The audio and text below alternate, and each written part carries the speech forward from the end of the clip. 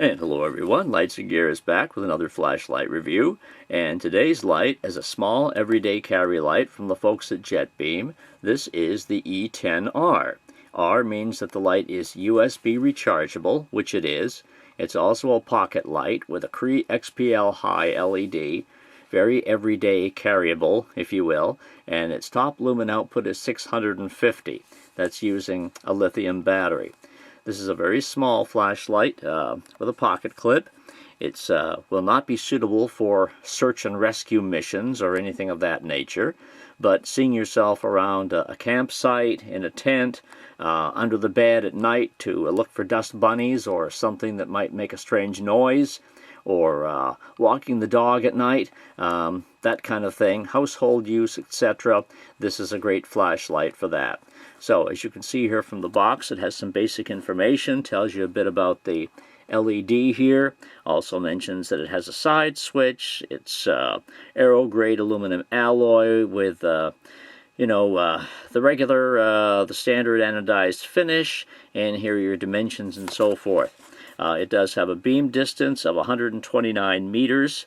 It's impact resistant to 1 meter and submersible, waterproof to IPX8 or 2 meters. So that's the basics of it. And in the package you get the flashlight, if I can get this open without ripping the box entirely. You also get the standard accessories, meaning that you'll see an adjustable lanyard, you'll also see a user manual, and you'll see a micro USB charging cable, and a warranty card. So there you go. I've told you everything even before you saw it. There's the warranty card inside there, still sitting in the box. So here's the flashlight. Here are a couple of spare O-rings right there. And again, here's the flashlight sitting in its little plastic bed. Now, as far as the other stuff, here's the USB cable, here's the adjustable lanyard, and here's the user manual. So in the instruction manual here, of course, they explain everything about the light. Here are the battery types and run times. Now, they suggest using an NiMH battery. I would suggest using a rechargeable lithium, the 14500. That would be my suggestion. And of course, you can also use a standard disposable alkaline battery, which I would not recommend. Basically, you will get higher output with the 14500. They explain that here. You just have low, medium, and high on this light. It's a very simple flashlight. It does not have a moonlight. It does not have a turbo mode. The only flashing mode it has is strobe. There's no location beacon or SOS or anything like that. So among the modes that are available is 4 lumens for low, 46 for medium, 190 for high. That's using a AA. The high, or rather low and medium, are exactly the same with the 14500. It's just that high is obviously higher. So high goes from 190 to 650 by changing to the 14500 battery. Runtime is not all that great. It's only like half an hour, they mention here, on a 14500, and just over an hour on a AA.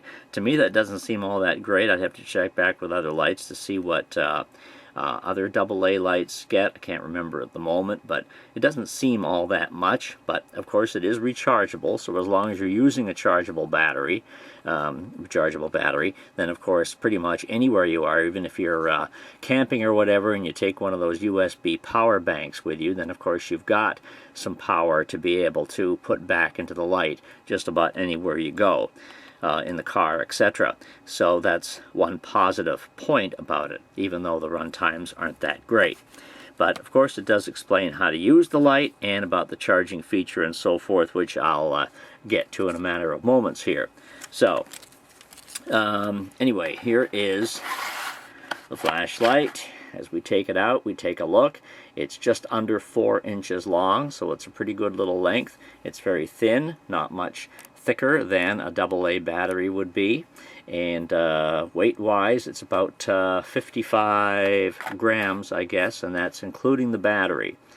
Here's your Cree LED in there, your XPL high, amidst a smooth reflector, And you have the pocket clip already attached. Obviously it tail stands just fine. And to look at the USB, or to access the USB port, you take the head off. So it's small enough that it doesn't have the USB port up in here where you just pull the little cover off. So with this, whether that's an inconvenience or not, you have to take the head off, and there's your USB port. There's also a light in here, little LED indicator. So when you I'm not going to show this to you. You can check out pictures on my written review of all this. So go to lightsandgear.com to see the pictures of all this working.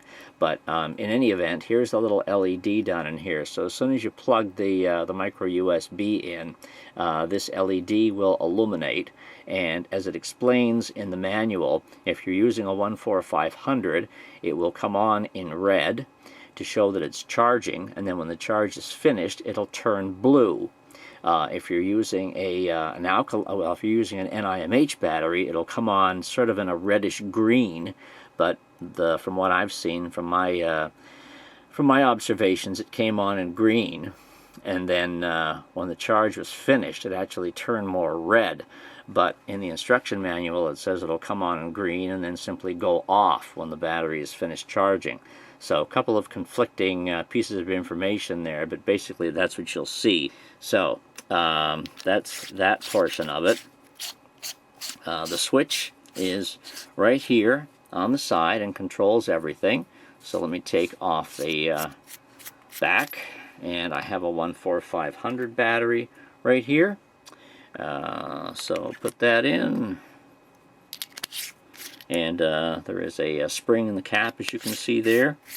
There's an O-ring over here towards the end, and you do get the spare O-rings that come with it in case any of those ever need replacing. So anyway, one quick press will activate the light, and it's just the one quick press which does it. The sequence goes from low to high, so it goes the opposite of many lights. It goes from the highest to the lowest, and right now, okay, here's the lowest mode. And again, this will be great for anything up close. You can even see in there with this one at about 4 lumens. So this is great in pitch darkness. Press it once and you're up to the highest mode. So again, we're using a 14500, and this is high. Push it again, go down to medium, and push it again, you're in low. Want to see the outdoor pictures? Go to my written website where you can see it illuminate trees and the house from 65 feet back and so forth. So you can check those out on my written review. The link is below. Now if you want a strobe at any point, you just double click. I can be either in the off position, and by the way, to turn it off, you press and hold the switch, and that'll turn it off. Even from the off position, if I double click, it'll go to strobe, and then press and hold, and it'll turn off. If you're in strobe and you want to go to something else, just give it a quick press, and then there you are. It just stays at the last mode it was in. So it's a very simple light to operate.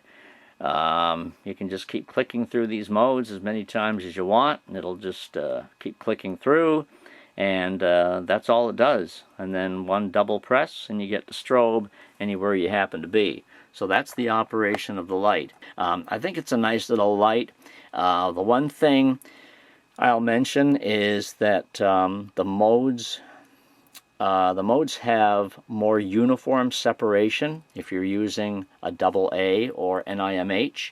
The thing is about the 14500 is that the high is so much higher than the other modes, so whereas low and medium may seem quite useful, the jump from medium to high is so substantially more that it may seem a little bit, I don't know, it may seem a little bit too bright, but that's all in what you need at that particular moment. So all I'm saying is with a 14500, the jump from medium to high is quite substantial, as you would expect it would be, because it goes from 46 lumens to 650. So yeah, that is a bit of a jump. So yeah, obviously there is a much greater jump there as it would be if you're using an NiMH battery. But That's all I'm saying. And it also gets rather warm too. I had it sitting on the highest mode for about 10 minutes and it got pretty damn warm. Meanwhile, the battery on high is only supposed to last about half an hour. But it did get pretty warm after that short period of time, so just keep that in mind as well. There's a link below if you want to pick one up. It was supplied to me by my friends at GearBest, where you can get one at a pretty darn good price. It is a reasonably, it is quite a low-priced light. It's not terribly expensive. Should be pretty affordable to just about anyone. And so anyway, you can pick that up below where there is a link, and the link is also on my written review at lightsandgear.com. But that's it in a nutshell. There's your Jetbeam E10R. I hope you've enjoyed the video. Hope you like it, share it, and stay tuned for more. And of course you can visit lightsandgear.com for lots of articles and so forth, reviews regarding flashlights, batteries, and chargers. We will see you again soon. Take it easy.